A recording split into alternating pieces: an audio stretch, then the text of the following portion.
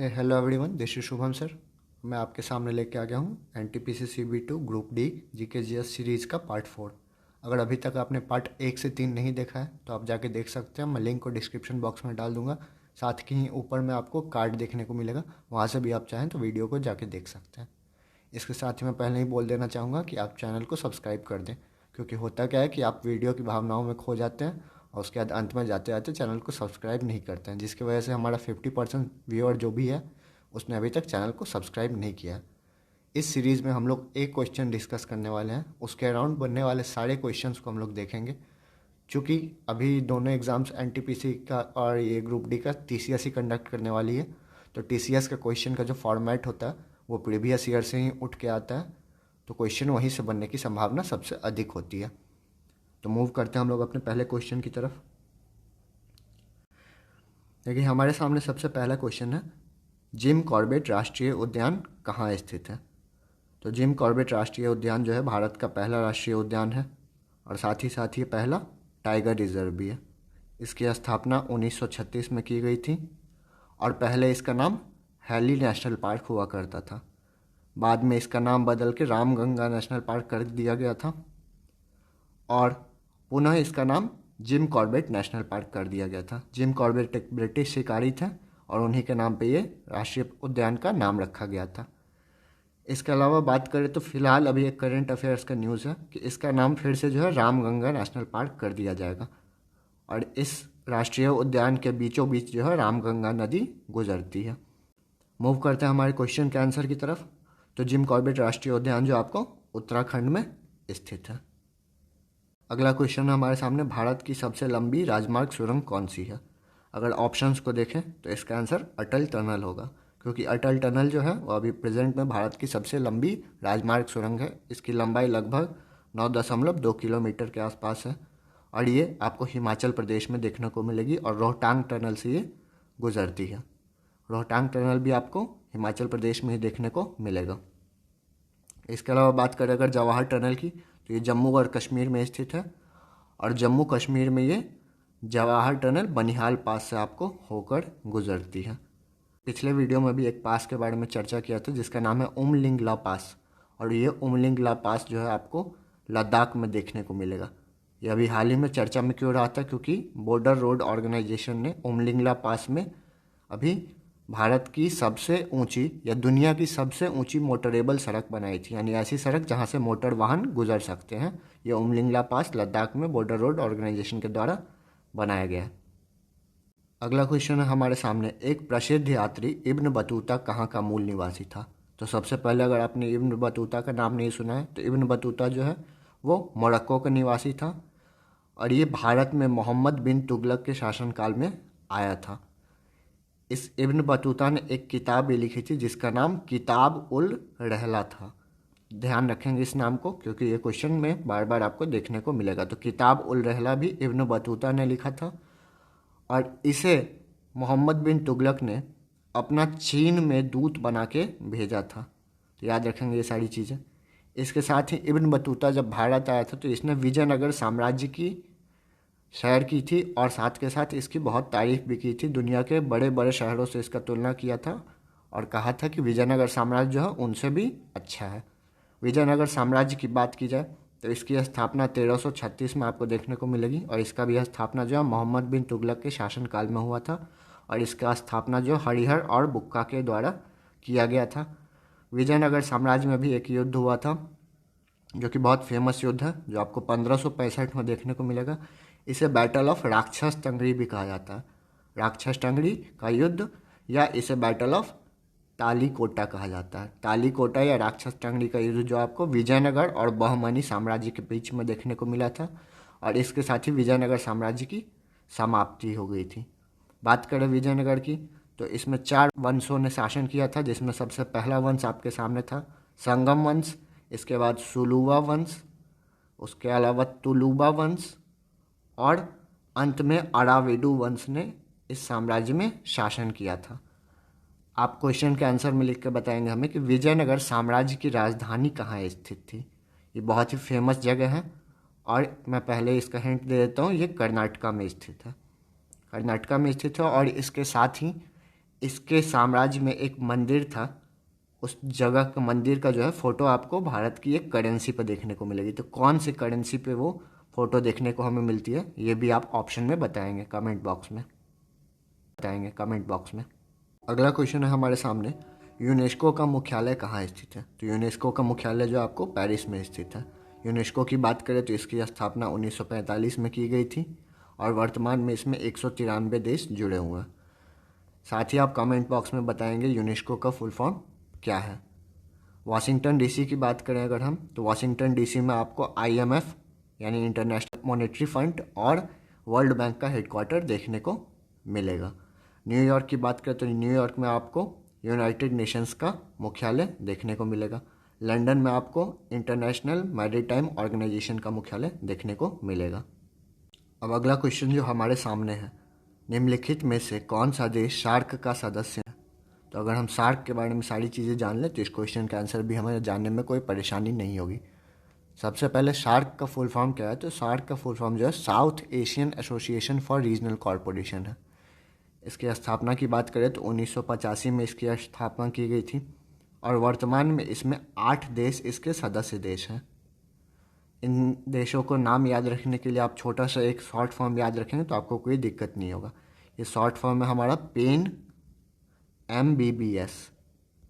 ये अगर याद रखेंगे तो आप सार्क में रहने वाले सभी देशों के नाम याद रख पाएंगे। P से पाकिस्तान है, A से Afghanistan, I for India, N for Nepal. एक बार फिर से रिपीट करना चाहूँगा, पाकिस्तान, अफगानिस्तान, इंडिया और नेपाल।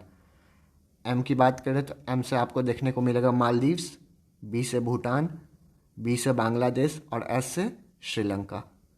तो ये सारे देश है जो 8 मेंबर कंट्री है सार्क के। अब इस क्वेश्चन के ऑप्शंस की तरफ मूव करते हैं। तो चाइना इसमें नहीं है, म्यांमार नहीं है, मॉरिशस इसमें नहीं है, अफगानिस्तान इसमें है। तो इस क्वेश्चन का आंसर अफगानिस्तान हो जाएगा। अगला क्वेश्चन हमारे सामने, निम्नलिखित मानव रोगों में से कौन सा रोग जीवाणु से होता है? जीवाणु का मतलब बैक्टीरिया से होता है। तो देखिए, बैक्टीरिया से होने वाला डिजीज इसमें टाइफाइड है, क्योंकि हेपेटाइटिस A, पोलियो और मीजल्स ये सब वायरस से होने वाले रोग हैं।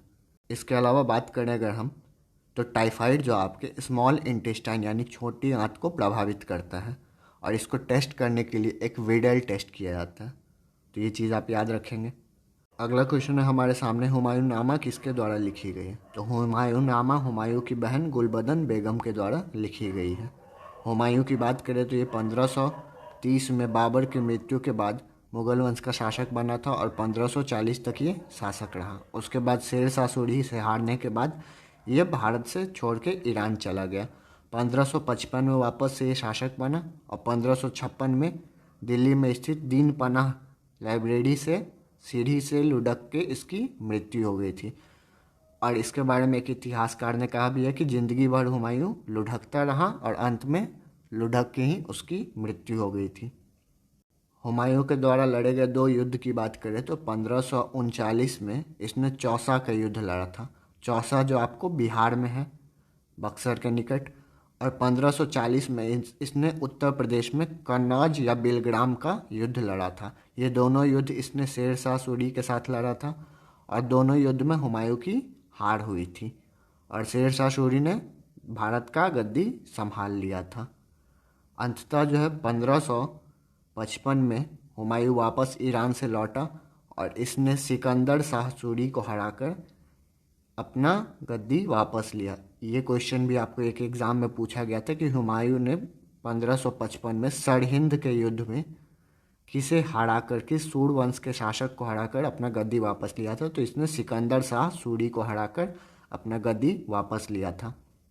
अगर शेरशाह सूरी की बात करें तो शेरशाह सूरी जो 1540 से लेकर 1545 तक भारत का शासक रहा था। शेरशाह सूरी ने ग्रैंड ट्रंक रोड की भी स्थापना की थी, यानी ग्रैंड ट्रंक रोड का निर्माण करवाया था। और ये ग्रैंड ट्रंक रोड जो आपको पाकिस्तान के पेशावर से लेके बांग्लादेश के ढाका तक एक सीधा रोड था जो नॉर्थ इंडिया से होके गुजरता था। एक और जानकारी शेरशाह सूरी के बारे में देना चाहूँगा कि शेरशाह सूरी ने ही अपने शासनकाल में रुपया चलवाया था, जो भारत में आज भी रुपया के नाम से जाना जाता है, जो भारत की करेंसी है। और शेरशाह सूरी ने ही पाटलिपुत्र का नाम बदल के पटना कर दिया। ये शेरशाह सूरी जो है वो बिहार के सासाराम का था, और सासाराम में ही इसका आपको मकबरा देखने को मिलेगा, जो कि अफगान शैली में बनाया गया अष्टकोणीय मकबरा है। अगला क्वेश्चन जो हमारे सामने है, निम्नलिखित में से कौन सा एक यूनेस्को विश्व धरोहर स्थल नहीं है? तो देखिए, अजंता केव्स जो औरंगाबाद महाराष्ट्र में, ये एक वर्ल्ड हेरिटेज साइट है। जंतर मंतर जो है वो वर्ल्ड हेरिटेज साइट नहीं है। सन टेम्पल कोणार्क उड़ीसा का, ये भी वर्ल्ड हेरिटेज साइट है। और रानी की वाव पाटन गुजरात में है, ये भी एक वर्ल्ड हेरिटेज साइट है। तो जंतर मंतर जो दिल्ली का नहीं बल्कि जयपुर का जो है वो वर्ल्ड हेरिटेज साइट है। इसे 2010 में यूनेस्को की वर्ल्ड हेरिटेज सूची में शामिल किया गया था। दिल्ली का जंतर मंतर नहीं है। इसके साथ ही आप मुझे कमेंट बॉक्स में बताएं कि भारत में कितने सारे जंतर मंतर हैं जो सवाई जयसिंह के द्वारा बनवाया गया था। इससे जुड़े हुए क्वेश्चन आपको आरआरबी के सीवीटी 1 में बहुत सारे पूछे गए थे। तो ये सारे नाम आप कमेंट बॉक्स में खोज के बताएंगे मुझे। लोकसभा और राज्यसभा की संयुक्त बैठक की अध्यक्षता कौन करता है? तो लोकसभा और राज्यसभा का जो जॉइंट सेशन होता है उसकी अध्यक्षता जो लोकसभा स्पीकर करता है। लोकसभा और राज्यसभा का संयुक्त बैठक बुलाने का अधिकार जो है भारत में प्रेसिडेंट के पास है, और ये प्रेसिडेंट आर्टिकल 108 का यूज़ करके लोकसभा जो और राज्यसभा की जॉइंट सीटिंग को बुलाते हैं। अगर आपसे पूछा जाए कि भारत के संविधान में जॉइंट सीटिंग का प्रावधान किस देश से लिया गया है, तो ये जॉइंट सीटिंग का प्रावधान ऑस्ट्रेलिया से लिया गया है। और ऑस्ट्रेलिया से एक और चीज़ ली गई है, कनकरेंट लिस्ट, जिसे हिंदी में समवर्ती सूची कहते हैं। समवर्ती सूची का मतलब क्या होता है कि देखिए, हमारे भारत में एक यूनियन लिस्ट है जिस पे केंद्र सरकार कार्य कर सकती है, एक स्टेट लिस्ट है जिसमें सिर्फ राज्य सरकार कार्य कर सकती है, और एक कनकरेंट लिस्ट है। तो इस कनकरेंट लिस्ट में केंद्र सरकार और राज्य सरकार दोनों ही कार्य कर सकते हैं। जैसे शिक्षा एक कनकरेंट लिस्ट का पार्ट है, तो इस पर केंद्र सरकार और राज्य सरकार दोनों ही कानून बना सकती है। इसके अलावा बात की जाए तो एक चीज़ होता है रेसिडुअरी पावर। तो रेसिडुअरी पावर क्या होता है कि देखिए, कुछ चीज़ें ना यूनियन लिस्ट में मेंशन की गई है, ना स्टेट लिस्ट में, ना कॉन्करेंट लिस्ट में, वो एक कोई नया मुद्दा है, तो उस पर कानून बनाने का अधिकार किसका होता है? तो उस पर कानून बनाने का अधिकार भारत की संसद का होता है, यानी पार्लियामेंट का। अगर आपसे पूछा जाए पार्लियामेंट किन चीज़ों से मिलकर बनता है, तो पार्लियामेंट लोकसभा, राज्यसभा और प्रेसिडेंट से मिलकर बनता है। लोकसभा जो भारत का लोअर हाउस है, राज्यसभा अपर हाउस है, और प्रेसिडेंट तो आप जानते ही हैं। इसके अलावा बात की जाए तो लोकसभा में जो है आपको मैक्सिमम 552 सीट हैं अभी, और इसमें शामिल होने के लिए आपको कम से कम 25 वर्ष की आयु जरूरी है। राज्यसभा की बात की जाए तो राज्यसभा का मेंबर बनने के लिए आपको 30 वर्ष की कम से कम आयु जरूरी है, और राज्यसभा को कभी भी भंग नहीं किया जाता है। हाँ, हर 2 साल में इसके 1/3 सदस्य जो है वो हट जाते हैं, और फिर वापस से इनका निर्वाचन किया जाता है। लोकसभा की बात की जाए तो लोकसभा का जनरल टर्म जो होता है वो 5 साल होता है, लेकिन राष्ट्रपति अगर चाहे कभी भी, और अगर नो कॉन्फिडेंस मोशन पास हो जाता है तो राष्ट्रपति लोकसभा को भंग कर सकता है। अगर आपको पूछा जाए कि राज्यसभा को कब भंग किया जा सकता है, तो राज्यसभा को कभी भंग नहीं किया जाता है, क्योंकि ये भारत का परमानेंट हाउस है। भंग लोकसभा को किया जा सकता है। अगला क्वेश्चन है हमारे सामने, जातक किस धर्म से संबंधित है? तो देखिए, जातक कथा जो आपको बुद्ध धर्म से संबंधित है। इसके अलावा अगर आप बुद्ध धर्म के बारे में बाकी चीज़ें जानना चाहते हैं तो मैं यहाँ पे कार्ड में ऐड कर दूंगा, आप चाहें तो बुद्ध धर्म के बारे में सारी चीज़ें रख सकते हैं। मैंने इस पर एक डिटेल्ड वीडियो पहले भी बना के डाला हुआ है, आप जाएँ और बुद्ध के बारे में सारी वीडियो देखें, क्योंकि भारत का कोई भी एक ऐसा एग्ज़ाम नहीं होता है जिसमें बुद्ध, अशोका, गांधी जी और अकबर के ऊपर क्वेश्चन नहीं पूछा जाता है। तो अगर इन चारों को आपने कवर कर लिया तो आप उम्मीद कर सकते हो आप हिस्ट्री के बहुत सारे क्वेश्चंस को अटेम्प्ट कर लेंगे। अगला क्वेश्चन जो हमारे सामने है वो है कि मायोपिया वाले व्यक्ति की दृष्टि को ठीक करने के लिए किस प्रकार के लेंस की आवश्यकता होती है? तो मायोपिया होता क्या है, सबसे पहले ये जानते हैं। मायोपिया जो होता है वो निकट दृष्टि दोष होता है, यानी निकट की चीज़ें आपको दिखाई पड़ती हैं और दूर की चीज़ें आपको नहीं दिखाई पड़ती हैं, और इसीलिए इसे निकट दृष्टि दोष कहा जाता है। निकट दृष्टि तो हमारी सही होती है, दूर की चीज़ें हमें नहीं दिखाई पड़ती हैं। इस दिक्कत को ठीक करने के लिए जो है हम लोग कनकेव लेंस का प्रयोग करते हैं, क्योंकि कनकेव लेंस जो होता है उसका पावर निगेटिव में होता है, और जो हमारे रेटिना से पहले इमेज बन जाती है उसको हम लोग ये कनकेव लेंस का यूज करके रेटिना पे पहुंचा देते हैं इमेज को, ताकि चीज़ें हमें क्लियर दिखाई पड़े। इसके बारे में मैंने डिटेल में सारी बातें जो आपको पिछले वीडियो में बता दी हैं, तो आप जाइए इस वीडियो को देखिए, आपको सारी चीज़ें इसके बारे में पता चल जाएंगी। अब मूव करते हैं इस क्वेश्चन के आंसर की तरफ। तो मैंने कहा कि मायोपिया को ठीक करने के लिए कनकेव लेंस का यूज़ किया जाता है, लेकिन आपको कहीं भी ऑप्शन में कनकेव लेंस देखने को नहीं मिला। तो कनकेव लेंस का एक और नाम होता है, वो है डाइवर्जिंग लेंस, क्योंकि कनकेव लेंस जो होता है आने वाली प्रकाश की किरण को डाइवर्ज करने का कार्य करता है, इसे बिखराने का कार्य करता है, तो इसलिए इसे डाइवर्जिंग लेंस भी कहते हैं और यही इस क्वेश्चन का आंसर हो जाएगा। अगर बात की जाए तो डाइवर्जिंग लेंस का पावर जो होता है वो निगेटिव में होता है, और पावर की ऐसा यूनिट अगर आपसे पूछी जाए तो वो डायोप्टर होती है। अब बात करते हैं सिलेंड्रिकल लेंस किस चीज़ में यूज़ किया। तो सिलेंड्रिकल लेंस एक प्रकार की आँख की बीमारी में यूज़ किया जाता है जिसे एस्टिग्मेटिज्म कहते हैं। इसमें क्या होता है कि हमें क्षैतिज चीज़ें नहीं दिखाई पड़ती, यानी कोई चीज़ अगर किसी चीज़ की हाइट हमें देखनी है तो आँखों को नहीं दिखाई पड़ती है, और इस चीज़ को ठीक करने के लिए हम लोग सिलेंड्रिकल लेंस का प्रयोग करते हैं। बाईफोकल लेंस का यूज़ जो है आपको ब्रेस्ट बायोपिया को ठीक करने में किया जाता है। ब्रेस्ट बायोपिया जो है बुजुर्गों में होने वाला रोग है। इसमें क्या होता है, आँखों को ना नज़दीक की चीज़ें दिखाई पड़ती हैं ना ही दूर की चीज़ें दिखाई पड़ती हैं। तो बाईफोकल लेंस का यूज किया जाता है, जो कि कुछ इस तरीके से दिखता है, आपने देखा होगा। और इसमें ये वाला लेंस का पार्ट जो होता है वो कन्वेक्स पार्ट होता है, और ऊपर वाला पार्ट जो होता है कनकेव पार्ट होता है, यानी ऊपर से हम दूर की चीज़ें देख सकते हैं और नीचे की से नज़दीक की चीज़ें देख सकते हैं। तो ये बाईफोकल लेंस जो होता है बुजुर्गों के आँख में यूज किया जाता है। कभी कभी ये कम एज के लोगों के साथ भी परेशानी हो जाती है, तो उन्हें भी बाईफोकल लेंस सजेस्ट किया जाता है डॉक्टर के द्वारा। अगला क्वेश्चन है हमारे सामने, इंटेल कोर i9 एक प्रकार का क्या है। तो इंटेल कोर i9 जो है वो आपको एक प्रोसेसर है। देखिए कंप्यूटर में तीन चीज़ें होती है, इनपुट दिया जाता है, चीज़ों को प्रोसेस की जाती है और हमें आउटपुट मिलता है। तो ये जो प्रोसेसर होता है, नाम से ही पता चल रहा है, ये डेटा को प्रोसेस करने का कार्य करता है। इसके अलावा आपको dual core, core two duo, octa core, इस प्रकार के प्रोसेसर आपको देखने मिलेंगे। आज भी आप मोबाइल लेने जाते हैं तो आपको स्नैपड्रैगन, क्वालकॉम, पता नहीं कौन कौन से प्रोसेसर प्रोवाइड करवाए जाते हैं। बात करते हैं एंटीवायरस की। तो एंटीवायरस जो कंप्यूटर में इंस्टॉल किया जाता है वायरस से प्रोटेक्शन के लिए, वायरस या मालवेयर किसी तरह की चीज़ों से प्रोटेक्शन के लिए एंटीवायरस का यूज़ किया जाता है, जैसे नॉर्टन, कैस्पर स्काई, ये सब एंटीवायरस के प्रकार है।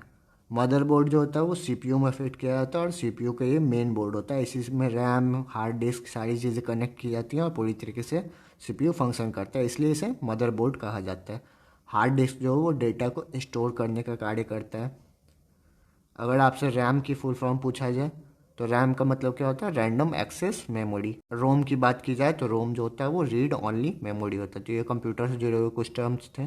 पिछले वीडियो में भी आपको कंप्यूटर से जुड़े हुए क्वेश्चन देखने को मिलेंगे, और हमें एनटीपीसी के हर एक शिफ्ट में एक दो कंप्यूटर से जुड़े या तो फुल फॉर्म पूछे गए थे या उसके डिवाइस के पार्ट से पूछे गए थे क्वेश्चंस। तो इस चीज़ को भी आप पढ़ लें ताकि आपको आने वाले ग्रुप डी और CBT2 एग्ज़ाम में किसी प्रकार की प्रॉब्लम ना क्रिएट हो।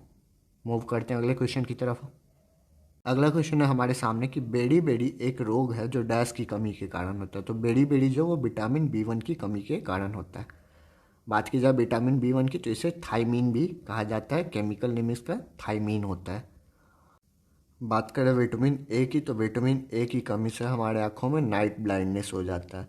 नाइट ब्लाइंडनेस के केस में क्या होता है, हमें रात में चीज़ें दिखाई नहीं पड़ती हैं।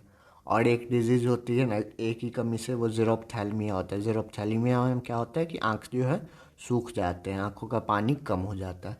इन दोनों को ठीक करने के लिए विटामिन ए का कंटेंट हमारे डाइट में बढ़ाना पड़ता है। विटामिन ए जो आपको गाजर में बहुत ज़्यादा देखने को मिलेगा, और इसका साइंटिफिक नेम जो होता है वो रेटिनॉल होता है। विटामिन B1 से जुड़े हुए रोग को हमने देखा ही, बेड़ी बेड़ी होता है। विटामिन सी की बात की जाए तो इससे होने वाला रोग जिसकी कमी से होता है वो है स्कर्वी।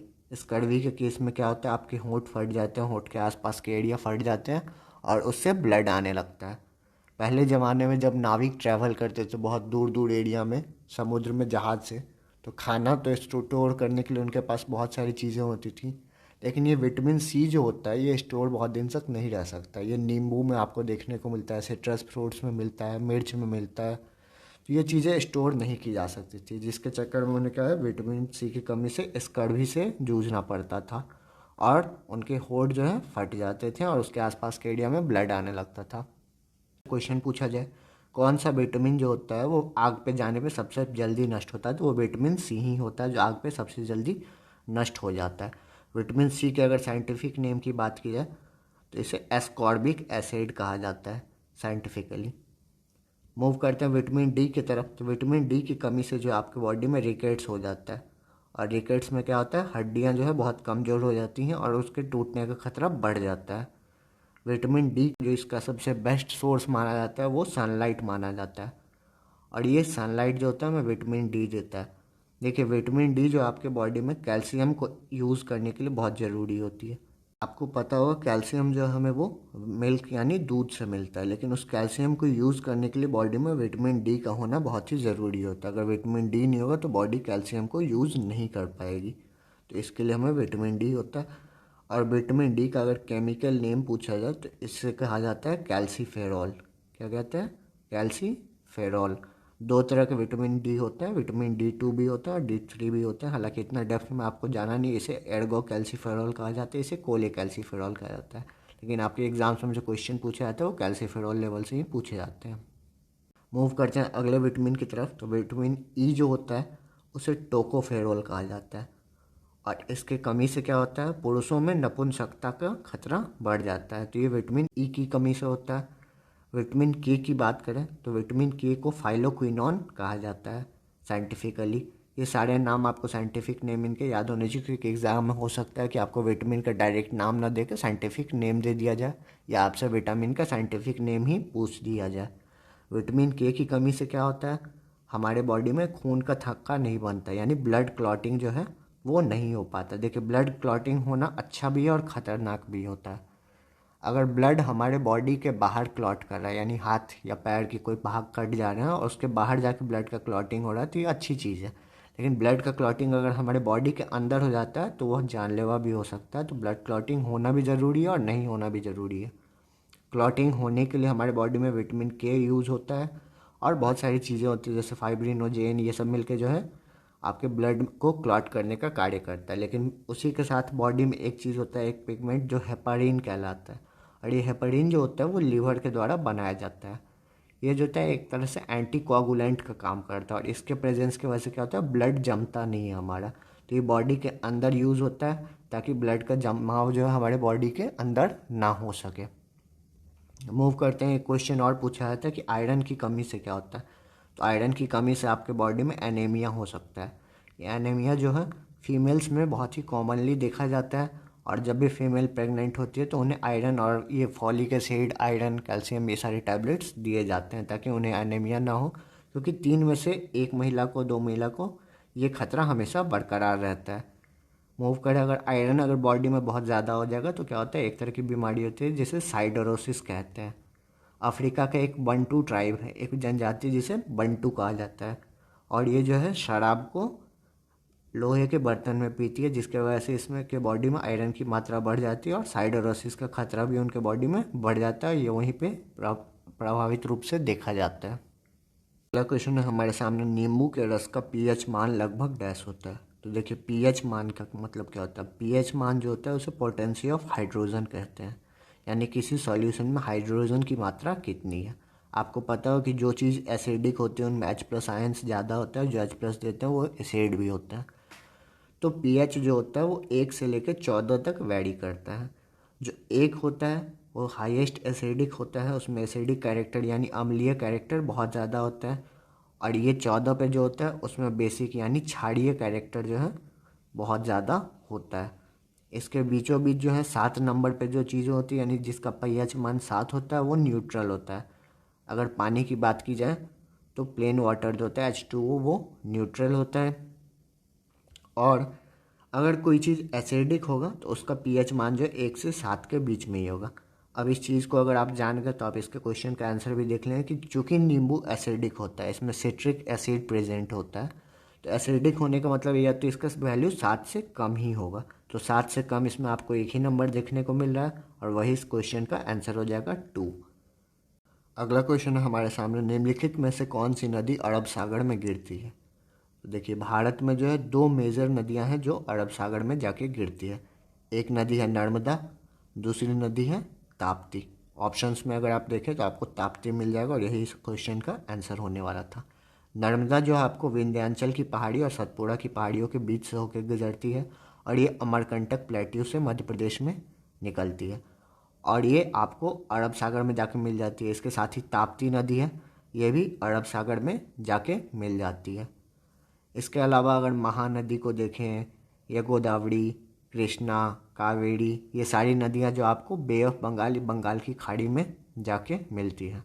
तो मेजरली ऐसी तरह से क्वेश्चन पूछे जाते हैं कि कौन सी नदी अरब सागर में गिरती है या पश्चिम के दिशा में कौन सी नदी बहती है। तो पश्चिम के दिशा में भी अगर पूछा जाए तो आपको दो मेजर रिवर्स याद रखना है, नर्मदा और ताप्ती। आप ऑप्शंस में से एलिमिनेट कर सकते हैं। गीत गोविंद किसने लिखा था? तो गीत गोविंद की रचना जो है जयदेव ने की थी और इसमें भगवान कृष्ण की लीलाओं का वर्णन है। इसके अलावा भी कुछ क्वेश्चन आपसे पूछे जाते हैं, जैसे किताबों के जो मेजर किताब आपको हिस्ट्री में देखने को मिलते हैं उनके क्वेश्चन आपके सामने बार बार घूम के आएंगे ही। जैसे अगर मालविका अग्निमित्रम की बात की जाए, इसके बाद अभिज्ञान शकुंतलम की बात की जाए, मेघदूतम की बात की जाए और कुमार संभवम की बात की जाए, तो ये सारे नाम आपको संस्कृत की तरह देखने को मिल रहा है और ये संस्कृत में ही लिखे गए हैं और ये सब बुक जो है कालिदास के द्वारा लिखे गए हैं। बात की जाए पृथ्वीराज रासो की, तो पृथ्वीराज रासो में पृथ्वीराज चौहान की कहानी का वर्णन है और ये चंद बरदई के द्वारा लिखा गया है। मेगास्थनीज की बात की जाए तो उसके द्वारा इंडिका लिखी गई थी और ये मेगास्थनीज आपको चंद्रगुप्त मौर्य के दरबार में था और इसके द्वारा इंडिका लिखी गई थी ग्रीक भाषा में और ये ग्रीस से ही भारत आया था।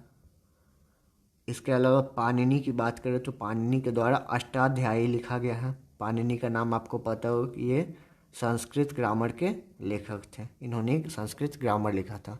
कुछ और फेमस बुक्स हैं जिसका नाम आपको याद होने चाहिए, जैसे एक रामायण हमारे यहाँ लिखा गया था वाल्मीकि के द्वारा।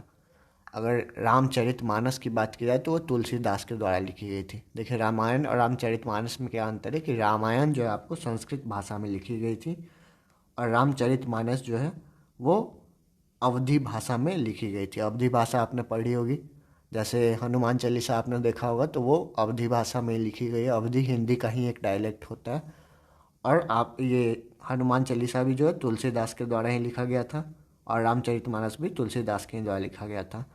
अगर आपसे पूछा जाए कि तुलसीदास किस शासक के समय में भारत में लिखते थे, ये अकबर के समय में भारत में लिखते थे। इसके अलावा अगर कुछ और राइटर्स की बात की जाए, जैसे अर्थशास्त्र एक बुक है, अर्थशास्त्र जो है चाणक्य के द्वारा लिखा गया है और ये चाणक्य जो है चंद्रगुप्त मौर्य का गुरु था और इन्हें ही कौटिल्य, विष्णुगुप्त, इन सब नाम से जाना जाता है।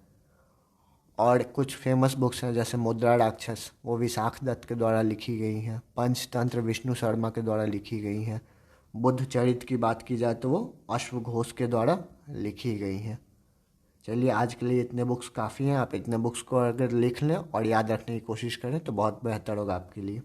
मूव करते हैं अगले क्वेश्चन की तरफ। अगला क्वेश्चन जो हमारे सामने है, कावेरी जल विवाद किसके बीच है? देखिए कावेरी जल विवाद जो है वो कर्नाटका और तमिलनाडु के बीच में है। तो यहाँ पे सारे ऑप्शंस में पहले कर्नाटका ही दिया गया था, उसके बाद तमिलनाडु दिया गया था, तेलंगाना, गोवा, आंध्र प्रदेश। तो ये कर्नाटका और तमिलनाडु आंसर हो जाएगा। अभी मैंने आपको बताया है कि भारत में बहुत सारी नदियाँ जो है बे ऑफ बंगाल की तरफ गिरती हैं, जैसे महानदी, गोदावरी, कृष्णा, कावेरी, ये सारी नदियाँ जो हैं इधर गिरती है, जबकि नर्मदा और ताप्ती जो है वेस्ट साइड में गिरती हैं। तो ये कर्नाटक और तमिलनाडु के बीच में विवाद का कारण है और इसके बीच वाटर का डिस्प्यूट है कि कौन सी राज्य जो है कितने वाटर का यूज़ कर सकते हैं। वाटर की बात आ गई है तो आपको मैं बता देना चाहूँगा एक और चीज़, इंडस वाटर ट्रीटी जो है यानी सिंधु जल समझौता भारत और पाकिस्तान के बीच में 1960 में किया गया था। आप मुझे बताएंगे उस समय में भारत के प्रधानमंत्री कौन थे और पाकिस्तान के प्रधानमंत्री कौन थे? कमेंट बॉक्स में बताइएगा। इंडस वाटर ट्रीटी में आपको 3 नदियों का पानी जो है इंडस, चेनाब और झेलम यानी सिंधु, चेनाब और झेलम का पानी पाकिस्तान को दे दिया गया था और सतलज, ब्यास और रावी का पानी जो है भारत यूज़ करता है। तो ये बातें आप याद रखेंगे। हालांकि इतना डेप्थ में पूछा नहीं जाता है, फिर भी आपको कम से कम ये चीज़ तो याद होना ही चाहिए कि सिंधु जल समझौता जो है भारत पाकिस्तान के बीच में 1960 में हुआ था और उस टाइम भारत के प्रधानमंत्री कौन थे और पाकिस्तान के प्रधानमंत्री कौन थे। महात्मा गांधी ने डैश में भारतीय राष्ट्रीय कांग्रेस सत्र की अध्यक्षता की थी। तो देखिए महात्मा गांधी बहुत ही फेमस व्यक्ति और मैंने बताया था आपको हर सेट में या किसी भी एग्जाम में भारत का ऐसा नहीं होता जिसमें महात्मा गांधी से क्वेश्चन नहीं पूछा जाए। तो देखिए, महात्मा गांधी ने भारतीय राष्ट्रीय कांग्रेस सेशन की अध्यक्षता जो है सिर्फ एक ही बार की थी, और वो था 1924 में। 1924 में जो बेलगांव का अधिवेशन हुआ था, इसमें महात्मा गांधी ने अध्यक्षता की थी। अगर पूछा जाए बेलगांव कहाँ पे है, तो ये कर्नाटका में है, बेंगलुरु के निकट है। इसके अलावा बात की जाए भारतीय राष्ट्रीय कांग्रेस के अध्यक्षों की, तो सबसे पहले अध्यक्ष जो वो WC बनर्जी बनाए गए थे। सबसे पहले मुस्लिम अध्यक्ष पूछ लिया जाए तो बदरुद्दीन तैयब जी बनाए गए थे। सबसे पहले नॉन इंडियन अगर अध्यक्ष पूछा जाए तो जॉर्ज यूले थे। सबसे पहले महिला अध्यक्ष पूछा जाए तो एनी बेसेंट थी। और सबसे पहले ऐसी महिला अध्यक्ष पूछा जो भारत की थी, तो वो सरोजनी नायडू हो जाएंगी। एनी बेसेंट के बारे में मैंने कल भी बताया था कि इन्होंने बाल गंगाधर तिलक के साथ मिलकर 1916 में होम रूल आंदोलन शुरू किया था। ये एनी बेसेंट भारत में आयरलैंड से आई थी, और आयरलैंड में ही होम रूल आंदोलन किया गया था, जिससे इंस्पायर्ड होकर एनी बेसेंट ने यह आंदोलन बाल गंगाधर तिलक के साथ मिलकर भारत में भी किया था। अगला क्वेश्चन है हमारे सामने, भारत में सांप्रदायिक चुनावी प्रणाली सबसे पहले डैश द्वारा शुरू की गई थी। तो अब ये सांप्रदायिक चुनाव प्रणाली क्या है? देखिए, कम्युनल इलेक्टोरेट सिस्टम जो है भारत में ब्रिटिशर्स के द्वारा हिंदू और मुस्लिम के बीच में फूट डालने की एक नीति थी। आपने सुना होगा कि अंग्रेज़ों की नीति थी फूट डालो और राज करो की, और उसका सबसे बेहतरीन उदाहरण जो आपको देखने को मिलता है वो कम्युनल इलेक्टोरेट सिस्टम है।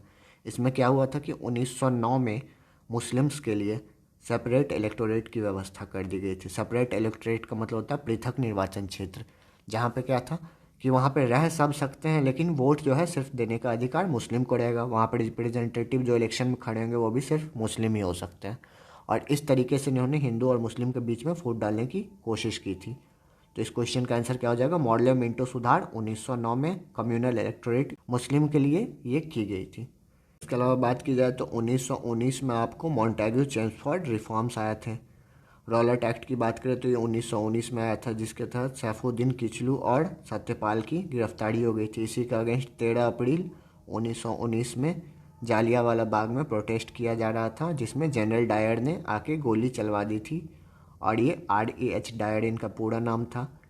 इनकी मृत्यु जो है स्वयं ही हुई थी। लेकिन एक क्वेश्चन आपसे पूछा जाता है, माइकल ओ डॉयर की हत्या किसने की थी? तो माइकल ओ डॉयर की जो हत्या है वो उधम सिंह ने की थी, सरदार उधम सिंह। हाल ही में इन पे एक मूवी भी अभी आई है जिसमें विकी कौशल ने एक्टिंग किया, और काफ़ी बेहतरीन मूवी है। मैं चाहता हूँ कि वो मूवी आप जाके देखें, क्योंकि उसमें जालियांवाला बाग को पूरे तरीके से पोर्ट्रे किया गया, कैसे एक एक लोगों को उन्होंने मारा था, कैसे कुछ लोग वहाँ पे घायल होने की वजह से मर गए थे, कैसे बच्चे बूढ़े जवान सभी औरतों पे गोलियां, निहत्थे जो लोग थे उन पे गोलियां चला दी गई थी। और उस मूवी को देखेंगे तो आपको वो काफ़ी ज़्यादा टच करेगी।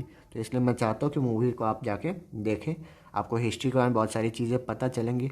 जालियांवाला बाग की घटना ऐसी है जो ब्रिटिश साम्राज्य के बारे में बहुत ज़्यादा पोल खोलने का कार्य करती है, और इस चीज़ के लिए आज तक ब्रिटिशर्स ने अपोलोजाइज नहीं किया, यानी हमारे भारत से माफ़ी नहीं मांगी है।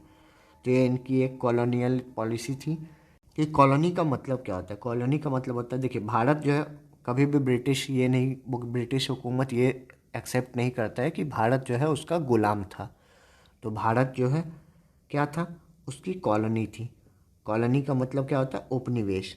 और ये औपनिवेशवाद की नीति थी जो आपको उस टाइम के पूरे दुनिया में देखने को मिलती है, और पूरे आधे दुनिया पे तो लगभग ब्रिटिश साम्राज्य का ही कब्जा था। और ये कॉलोनी के अंदर क्या होता है कि देखिए, कोई एक देश अगर किसी दूसरे देश की कॉलोनी होती है, तो जो कॉलोनी बनाने वाली देश होती है, इसके सारे जो भी फ़ायदे होते हैं, जो भी इसकी डिमांड्स होती है, जो भी नीड होते हैं, वो ये जो देश उसका कॉलोनी है वो पूरा करता है। यानी जैसे हम लोग इंग्लैंड के अंदर कॉलोनी थे, इंडिया अगर एक इंग्लैंड के अंदर कॉलोनी थी, तो यानी यूनाइटेड किंगडम में आने वाली सभी ज़रूरतों को पूरा करने का कार्य जो होता है इंडिया के तहत ही होता था। इंडिया और इसके अलावा जो भी कॉलोनीज बनाई गई थी, इसके तहत अगर उनको इंडस्ट्री के लिए रॉ मटेरियल चाहिए तो यहीं से उठा के ले आते थे, अगर उनको लेबर चाहिए तो यहीं से उठा के ले जाते थे, अगर इंडस्ट्री बिठाने के लिए पैसे की बात की जाए तो पैसे तो यहाँ से वो लूट के ही ले गए थे। कोहिनूर हीरा भी लूट के ले गए थे। और इसके साथ ही उन्होंने भारत से धन का निष्कासन भी किया था। इस धन का निष्कासन का सिद्धांत जो है सबसे पहले दादा भाई नौरोजी ने दिया था। उन्होंने एक बुक लिखी थी, poverty and un British rule in India. उस बुक में उन्होंने धन के निष्कासन के सिद्धांत का जिक्र किया है। मूव करते हैं हमारे अगले क्वेश्चन की तरफ। अगला क्वेश्चन है हमारे सामने, कैबिनेट मिशन डैश में भारत आया था। तो देखिए कैबिनेट मिशन जो 1946 में भारत आया था और कैबिनेट मिशन प्लान के तहत ही हमारे कॉन्स्टिट्यूएंट असेंबली की स्थापना की गई थी, यानी हमारे संविधान सभा का जो गठन है वो कैबिनेट मिशन प्लान के तहत ही किया गया था। कैबिनेट मिशन प्लान में भारत में 3 लोग आए थे। पहले का नाम स्टैफर्ड क्रिप्स था, उसके अलावा AB अलेक्जेंडर भारत आए थे और अंतिम व्यक्ति पैथिक लॉरेंस। ये 3 व्यक्ति कैबिनेट मिशन प्लान के तहत भारत में आए थे और इन्होंने भारत के लिए एक संविधान सभा बनाया था। संविधान सभा जो बना था उसका कार्य क्या था कि अब आज़ाद जो भारत होने वाली थी तो उसके लिए संविधान का निर्माण करना। और ये भारत में हमारा, आपको पता हो कि भारत जो है दुनिया का सबसे बड़ा लिखित संविधान रखने वाले देश है, यानी लिखित संविधान जो है सबसे बड़ा हमारे भारत में ही है। हमारे भारत के संविधान में 395 आर्टिकल्स हैं। अगर अभी की बात की जाए तो इसमें 450 से प्लस आर्टिकल्स हैं, लेकिन जो अंतिम आर्टिकल का आपको संख्या देखने को मिलेगा वो 395 ही मिलेगा, क्योंकि कभी भी संविधान में जब संशोधन किया जाता है तो उसमें A, B इस तरीके से ऐड कर दिया जाता है। तो आपको कुल अगर आर्टिकल्स की अभी भी बात की जाए तो कुल जो है 450 प्लस हो जाएगा, लेकिन अगर अंतिम आर्टिकल की बात की जाए तो 395 ही नंबर आपको देखने को मिलेगा। इसके साथ ही अगर बात की जाए तो भारत के संविधान में पहले 22 भाग हुआ करते थे, जिन्हें इंग्लिश में पार्ट कहा जाता है, और अभी वर्तमान में 25 भाग आपको देखने को मिलेंगे। इसके साथ ही अगर शेड्यूल्स की बात की जाए तो शेड्यूल का मतलब होता है हिंदी में अनुसूची। तो जब संविधान का निर्माण हुआ था तो भारतीय संविधान में 8 शेड्यूल हुआ करते थे, आज के टाइम में 12 शेड्यूल हो चुके हैं। आप मुझे बता सकते हैं कि 11वां शेड्यूल और 12वां शेड्यूल किस चीज़ से संबंधित है? मैं बता दूं इसको आपको याद रखने के लिए कि इसको 73वां और 74वां अमेंडमेंट से ऐड किया गया था। बाकी चीज़ें आप कमेंट बॉक्स में लिख के बता सकते हो, क्योंकि बहुत ही इम्पॉर्टेंट चीज़ है और हमारे ये इंडिया के कॉन्स्टिट्यूशन का यूनिक फीचर है। यानी इसमें इस शेड्यूल में जो चीज़ें मेंशन की गई हैं वो दुनिया के किसी भी संविधान में मेंशन नहीं है। ये इंडिया के कॉन्स्टिट्यूशन का एक यूनिक फीचर है, इसे किसी देश से अपनाया नहीं गया, ये हमारे भारत का है। मूव करते हैं अगले क्वेश्चन की तरफ। भारतीय संविधान के जनक के रूप में किसे जाना जाता है? तो भारत के संविधान के जनक के रूप में भीमराव अंबेडकर को जाना जाता है। इन्हें मॉडर्न मनु भी कहा जाता है। मनु क्यों कहा जाता है? क्योंकि देखिए मनु ने एक बुक लिखी थी प्राचीन भारत में जिसे मनु स्मृति कहा जाता है, और मनु स्मृति जो है एक तरीके से संविधान का कार्य करता था, यानी बहुत सारे राजा जो है इसको फॉलो करके अपना शासन चलाते थे। तो इसलिए भीमराव अंबेडकर को मॉडर्न मनु भी कहा जाता है। भीमराव अंबेडकर जो हमारे संविधान के ड्राफ्टिंग कमेटी के चेयरमैन थे, यानी प्रारूप समिति जो थी वो उसके चेयरमैन का कार्य जो है भीमराव अंबेडकर ने किया था। देखिए ड्राफ्ट करना क्या होता है? ड्राफ्ट का मतलब होता है संविधान में क्या चीज़ें लिखी गई और कैसे लिखी जाए। तो संविधान में अगर एक भी लाइन या एक भी वर्ड यूज़ किया जाता है तो उसका बहुत सारा मीनिंग निकल सकता है और उसके मीनिंग को तोड़ मरोड़ के जो है यूज़ किया जा सकता है। हालांकि यूज़ तो अभी भी किया जाता है, लेकिन उसके अलावा उसको जितना मैक्सिमम बचाया जा सकता था उसको बचाने की कोशिश भीमराव अंबेडकर के द्वारा की गई थी। जैसे संविधान में एक टर्म यूज़ करना था यूनियन या फेडरेशन। तो आपको पता होगा कि इंडिया एक फेडरेशन है, लेकिन फेडरेशन का यूज कहीं नहीं किया गया, इंडिया के रूप में यूनियन का यूज़ किया गया था। क्योंकि फेडरेशन के अंदर क्या होता है कि फेडरेशन जो होता है बहुत सारे राज्य आपस में आके मिलते हैं और एक देश का निर्माण करते हैं, जैसे यूएसए। अब यूएसए के अंदर कोई भी देश जो है या कोई भी राज्य उसका चाहे तो अलग हो सकता है, लेकिन इंडिया में ऐसा प्रावधान नहीं है इंडिया के संविधान में। तो इंडिया के संविधान जो है इंडिया को यूनियन ऑफ स्टेट्स बताता है। तो ये सारी छोटी छोटी चीज़ें होती है जिनका यूज किया गया था संविधान में, और इसके जो ड्राफ्टिंग करना था बहुत ही कठिन कार्य था और 60 से ज़्यादा देशों के संविधान को रेफर किया गया था भीमराव अम्बेडकर के द्वारा। आप समझ सकते हैं कितना बड़ा टास्क हुआ करता था उस ज़माने में, जब हमारे पास इंटरनेट, गूगल, ये सारी चीज़ें नहीं थी, टाइपिंग नहीं किया था। तो उस टाइम में ड्राफ्ट करना बहुत ही मुश्किल काम था और ये बड़ा काम जो भीमराव अम्बेडकर ने किया और दुनिया के सबसे बड़े लिखित संविधान का ड्राफ्ट बना के तैयार किया गया था इनके द्वारा। निम्नलिखित में से कौन सा स्थान यूरेनियम के खनन के लिए प्रसिद्ध है? तो यूरेनियम का जो माइनिंग होता है हमारे भारत में वो जादूगोड़ा माइंस में होता है। ये जादूगोड़ा माइंस जो आपको झारखंड में देखने को मिलेगा। इसके अलावा बात की जाए तो यूरेनियम का जो है यूज आपको बहुत सारी चीज़ों में किया जाता है, जैसे यूरेनियम U-235 का यूज जो है न्यूक्लियर पावर प्लांट में यूज़ किया जाता है बिजली बनाने के लिए। इसके साथ ही इसका एटम बम में भी प्रयोग किया जाता है। हालांकि इसकी मात्रा जो होती है एटम बम में बहुत ज़्यादा होती है, न्यूक्लियर पावर प्लांट्स में बहुत कम होती है। न्यूक्लियर पावर प्लांट में अगर आपको पूछा जाए कूलेंट के रूप में क्या यूज़ किया जाता है, तो कूलेंट के रूप में जो है D2O का यूज़ किया जाता है। D2O मतलब हार्ड वाटर। इसके बारे में बहुत सारी चीज़ें मैंने पिछले वीडियो में बता दी है, तो आप वीडियोज़ को जाके देखें। अगर आप इस वीडियो को पहली बार देख रहे हैं और आपने पहले की चीज़ें नहीं देखी हैं, तो आप जाएँ वीडियोज़ को देखें और उनमें जो भी चीज़ें आपको नहीं पता है उसको कोशिश करें याद करने की, उसको कॉपी में मेंशन करने की। इससे क्या होता है कि चीज़ें आप अगर एक बार पढ़ लेते हैं तो जीके में सिर्फ हमें वो आँख के सामने से गुजरना ज़रूरी होता है। अगर ये कभी आपके आँख के सामने से गुजरा है तो आप ऑप्शंस में से एलिमिनेट कर लेंगे। और यकीन मानिए एक एक क्वेश्चन जो है आपके जीवन के फ्यूचर को डिसाइड करता है, क्योंकि क्या होता है आप एक क्वेश्चन से सेलेक्ट भी हो जाते हैं, एक क्वेश्चन से रिजेक्ट भी हो जाते हैं। एक एक नंबर से जो हमारे रैंक 1000 ऊपर नीचे हो जाते हैं आज के कंपटीशन के दौर में। तो कुछ भी हम रिस्क पे नहीं डाल सकते हैं। मेरा मानना है कि अगर आप पढ़ाई करें तो पूरी तरीके से करें, या तो पढ़ाई को छोड़ के किसी और काम में लग जाए, क्योंकि हमारे साथ साथ हमारे माँ बाप, हमारे परिवार, बहुत सारे लोगों की उम्मीद हमसे जुड़ी होती है। तो यही कोशिश कीजिए कि पढ़े तो पूरे अच्छे तरीके से पढ़ें। तो अगर ये वीडियो आप पहली बार देख रहे हैं तो आप जाइए, इससे पहले इसका 3 पार्ट अभी तक डाल दिया गया है, उसको भी जाके देखें। कुछ और चीज़ें मैं देख लेता हूँ इस क्वेश्चन में। जैसे पन्ना जो आपको मध्य प्रदेश में स्थित है, और यहाँ पे हीरा का माइनिंग किया जाता है। हीरा जो है कोयला के ही खान में निकलता है, आपको पता होगा। हीरा जो है कार्बन का ही रूप है, प्योर रूप से जो कार्बन होता है वो हीरा होता है। रानीगंज की बात की जाए तो रानीगंज आपको कोयला के लिए प्रसिद्ध है। रानीगंज हो गया, झड़िया, धनबाद हो गया, ये सब कोयला के लिए है। इसके अलावा अगर राजस्थान के खेतरी माइंस की बात की जाए तो ये बहुत ही इंपॉर्टेंट माइन है जिसके बारे में आपको पता होना चाहिए, और ये राजस्थान में स्थित है। यहाँ से तांबा निकाला जाता है, तांबा यानी कॉपर का माइनिंग किया जाता है खेतरी माइंस में। अगला क्वेश्चन है हमारे सामने, central drug research institute is situated in. तो देखिए, भारत का केंद्रीय औषधि अनुसंधान संस्थान जो है लखनऊ में स्थित है। यहाँ पे ड्रग के ऊपर रिसर्च किया जाता है। ड्रग से आप वो नारकोटिक ड्रग्स नहीं समझ लें, नारकोटिक ड्रग्स तो इंडिया में बैन है, लेकिन नॉन नारकोटिक ड्रग्स जो होता है उन पे जो रिसर्च किया जाता है, यानी जो दवा का रिसर्च होता है वो लखनऊ में किया जाता है। इसके अलावा गन्ना पे भी अगर पूछा जाए आपको तो रिसर्च इंस्टीट्यूट गन्ना का भी लखनऊ में ही है, शुगर केन रिसर्च इंस्टीट्यूट। अगर चावल की बात की जाए तो राइस रिसर्च इंस्टीट्यूट जो है वो कटक में आपको देखने को मिलेगा। इसके अलावा कॉटन की बात की जाए, कॉटन यानी कपास, तो इसका रिसर्च इंस्टीट्यूट आपको नागपुर में देखने को मिलेगा।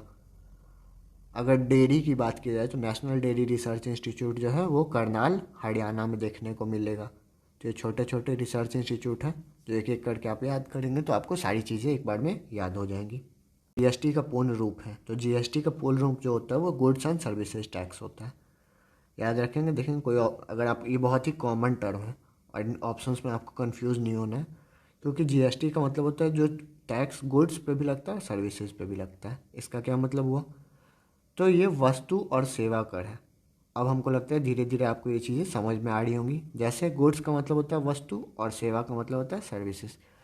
तो आप अगर दुकान जाते हैं और कोई एक बिस्किट का पैकेट लेके आते हैं, आप दुकान वाले को 3 रुपये 5 रुपये देते हैं, तो पैसे के बदले में उसने आपको गुड्स दिया, तो ये वस्तु पे भी ये टैक्स लगता है। लेकिन हो सकता है कि आप जाते हैं एक सिनेमा हॉल में और सिनेमा देख के आ जाते हैं, या आप किसी टीचर से पढ़ने जाते हैं, तो उसके बदले में आपको कोई वस्तु नहीं देता है बल्कि सेवा देता है।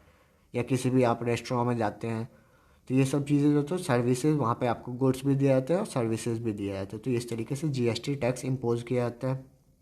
कल के ही वीडियो में मैंने आपको बताया था जीएसटी के बारे में कि जीएसटी जो है भारत में 101वां संविधान संशोधन से लाया गया था, और ये 1 जुलाई 2017 से भारत में लागू है। अगर बात की जाए कॉन्स्टिट्यूशनल अमेंडमेंट बिल की तो ये 122वां था। इसके साथ ही मैं एक बहुत इंपॉर्टेंट क्वेश्चन पूछना चाहूँगा आपसे कि जीएसटी जो है भारत में लगाया गया है, लेकिन ये जीएसटी सबसे पहले किस देश में लगाया गया था? इस क्वेश्चन का आंसर भी आप कमेंट बॉक्स में लिखें। देखिए, कमेंट बॉक्स में लिखने के लिए मैं क्वेश्चन इसलिए बोलता हूँ क्योंकि आप जब क्वेश्चन सुनते हैं तो हो सकता है आपको उसका आंसर नहीं पता हो, लेकिन चूंकि ये क्वेश्चन इंपॉर्टेंट है तो आप जब एक बार उसको सर्च करने जाएंगे तो पेज में आपको 2-3 चीज़ें और देखने को मिलती हैं। और सर्च करने की क्रिया में, और जब एक बार आप कोई चीज़ सर्च करके लिख देते हैं कमेंट बॉक्स में, तो ये बहुत ज़्यादा चांसेस होते हैं कि जब भी आपको एग्जाम में ऑप्शंस देखने को मिले तो आप उसमें एलिमिनेट कर सकें। और ये हमारा आज का आखिरी क्वेश्चन है, निम्नलिखित में से कौन सा एक सुपरसोनिक क्रूज मिसाइल है? तो देखिए, सुपरसोनिक का मतलब क्या होता है?